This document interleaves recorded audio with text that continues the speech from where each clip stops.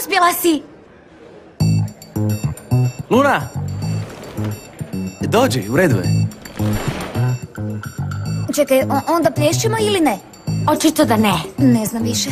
Onda jesam li prošla testiranje ili ne? Bila si jako dobra. Ne razumijem što je ono bilo. Dodaj mi te druge role.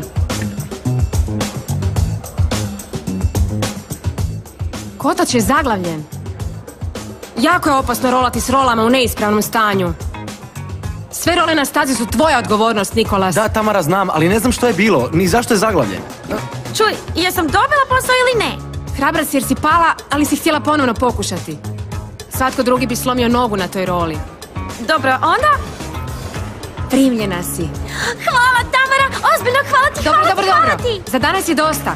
Sutra te svakako želim ovdje da dogovorimo tvoje zadaće. Može. Može? A ti? Sredi se, jer si zamalo ostao bez posla. Tamara, ali stvarno ne znam što se dogodilo. Već sam se ispričao, znam koje su odgovornosti mog posla. Prijateljice, prošla sam i daće mi besplatnu propusnicu. Čestitam ti, prijateljice, bila si stvarno dobra. Čestitke, Lunice. Ambar! Već je kasno, idem. Ne mogu vjerovati. Ovo je prvi put da te ne moram spašavati.